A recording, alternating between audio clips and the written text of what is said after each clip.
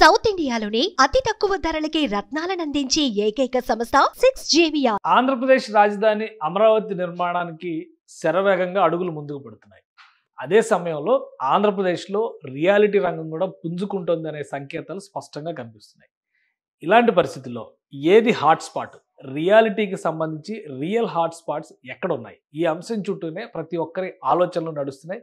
ఓవైపు ఇన్వెస్ట్మెంట్స్ పెట్టాలనుకునేవారు, మరోవైపు ఇకనైనా సొంత ఇల్లు కొనుక్కోవాలనుకునేవారు ప్రతి ఒక్కరూ ఈ ప్రాంతాల గురించే చెక్ చేస్తున్నటువంటి పరిస్థితి ఉంది. దానికి సంబంధించి ఒక క్లారిటీ ఇచ్చేటువంటి ప్రయత్నం చేద్దాం. ఎందుకంటే అమరావతి ఔటర్ రింగ్ రోడ్డు ప్రాజెక్టుకి సంబంధించి కేంద్ర ప్రభుత్వం ఇప్పటికే ఒక స్పష్టత ఇచ్చింది, డిపిఆర్ని అప్రూవల్ కూడా చేసింది. ఈ నేపథ్యంలో రెండు ప్రాంతాల్లో ఆంధ్రప్రదేశ్కి సంబంధించి ముఖ్యంగా విజయవాడ నుంచి అమరావతి ప్రాంతం వరకు మనం పోల్చి చూసినప్పుడు రెండు ప్రాంతాల్లో రియల్ ఎస్టేట్ డెవలప్మెంట్ మంచి జోష్తో కనిపిస్తుందన్న సంకేతాలు వస్తున్నాయి. ఏంటి అవి ఒకసారి పరిశీలించేటువంటి ప్రయత్నం చేద్దాం. అమరావతి ఔటర్ రింగ్ రోడ్డుకి సంబంధించినటువంటి ప్రాజెక్ట్ ఇది. దీంతో ఎందుకు లింక్ అయి మనం ఆలోచించాల్సి వస్తుందంటే ఇప్పటివరకు ఆంధ్రప్రదేశ్లో ముఖ్యంగా విజయవాడ నగరం, గుంటూరు నగరం అభివృద్ధికి సంబంధించినటువంటి అంశాల్లో ప్రధానమైనటువంటి ఆటంకం మధ్యలో ఉన్నటువంటి కృష్ణానది.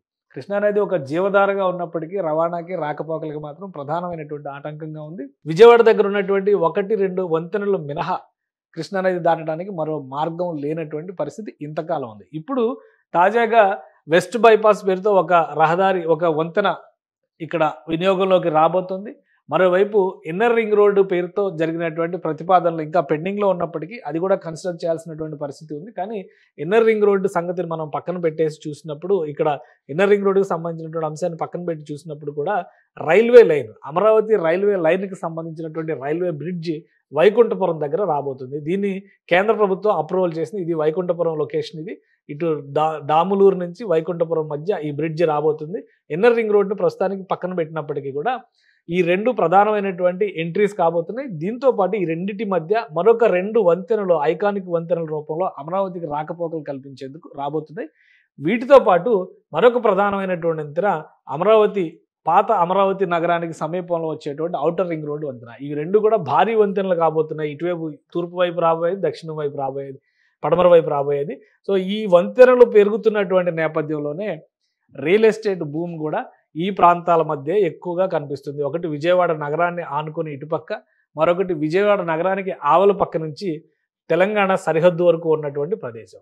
సో ఈ రెండు చోట్ల రియల్ ఎస్టేట్కి సంబంధించినటువంటి జోష్ కనిపిస్తుంది. దీనికి ఒక ప్రధానమైనటువంటి కారణాన్ని కూడా ఒకసారి విశ్లేషించేటువంటి ప్రయత్నం చేద్దాం. ఇది మొత్తం ఓవరాల్ మ్యాప్ పరంగా చూసినప్పుడు ఈ మధ్యలో ఉన్నటువంటి లైన్ ఆంధ్ర తెలంగాణ బార్డర్. కానీ డెవలప్మెంట్ పరంగా చూస్తే ఈ గీత చెరిపేసేటువంటి పరిస్థితి ఎంతో దూరంలో లేదు అనేటువంటి సంకేతాలు చాలా స్పష్టంగా కనిపిస్తున్నాయి. ఈ లైన్ మొత్తం కూడా మనం తెలంగాణ బోర్డర్ కింద మనం చూడాల్సినటువంటి పరిస్థితి ఉంది.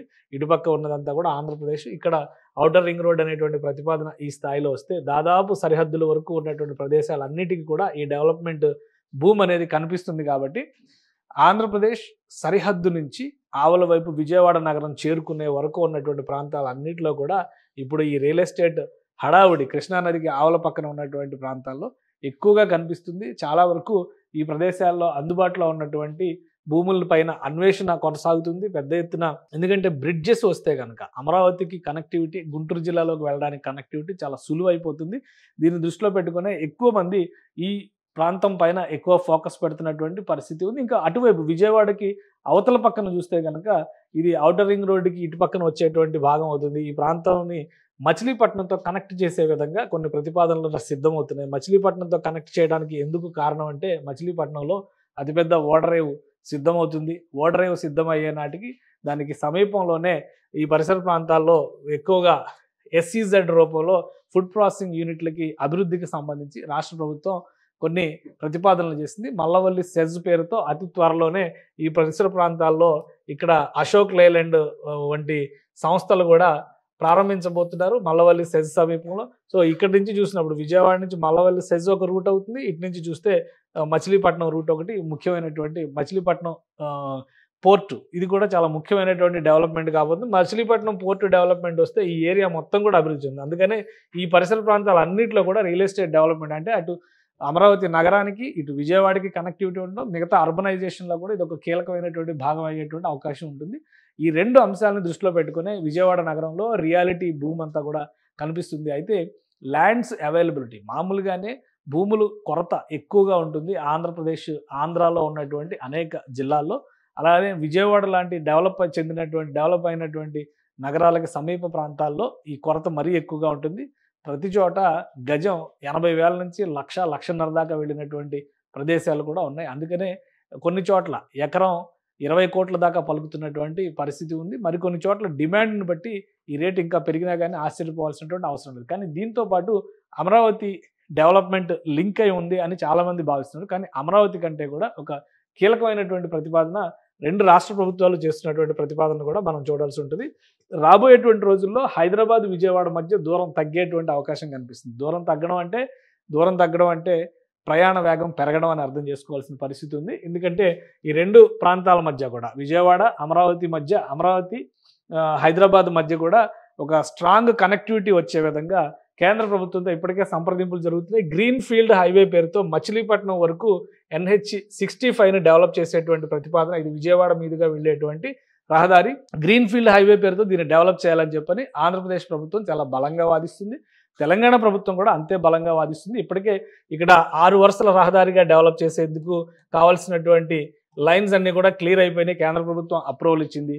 దీనికి అదనంగా విజయవాడ అమరావతితో హైదరాబాద్ని కనెక్ట్ చేసేటువంటి మరో మార్గాన్ని డెవలప్ చేయాలనేటువంటి ప్రతిపాదనని ఏపీ సీఎం చంద్రబాబు నాయుడు చేస్తున్నారు. ప్రస్తుతం దేశవ్యాప్తంగా భారతమాల ప్రాజెక్టులో భాగంగా రహదారి వ్యవస్థల కనెక్టివిటీని పెద్ద ఎత్తున కేంద్ర ప్రభుత్వం ప్రోత్సహిస్తుంది. అమరావతికి లింక్ అయ్యేటువంటి అన్ని మార్గాలను, ఇటు కర్నూలు అనంతపురం నుంచి వచ్చేటువంటి మార్గాలని, అటు విశాఖపట్నం నుంచి వచ్చేటువంటి మార్గాలు ఆల్రెడీ యాక్సెసిబిలిటీ ఉన్నటువంటి మార్గాలు ఉన్నాయి. కాబట్టి హైదరాబాద్, చెన్నై, బెంగళూరు ఈ 3 మహానగరాలకి, దక్షిణాదిన ఉన్నటువంటి 3 మహానగరాలకి అమరావతిని ఒక సెంటర్ పాయింట్ కింద డెవలప్ చేయాలనేటువంటి ఆలోచన ఏపీ సీఎం చంద్రబాబు నాయుడు చేస్తున్నారు. కాబట్టి దీనికి తోడు అదనంగా కలిసి వచ్చేటువంటి మరొక అంశం ఏంటంటే తెలంగాణ ప్రభుత్వం పోర్ట్ ఆపరేషన్స్ పైన ఎక్కువ ఆసక్తి చూపిస్తుంది. ఇప్పుడు అది కేసీఆర్ ఉన్నప్పటి నుంచి కూడా, ముఖ్యమంత్రిగా కేసీఆర్ ఉన్నప్పటి నుంచి కూడా మచిలీపట్నం పోర్టు అతి సమీపంలో ఉన్నటువంటి పోర్టు తెలంగాణ రాష్ట్రానికి. మచిలీపట్నం పోర్టుకి యాక్సెసిబిలిటీ కావాలనేటువంటి ప్రతిపాదనని అనేక సందర్భాల్లో తెరపైకి తీసుకొచ్చారు.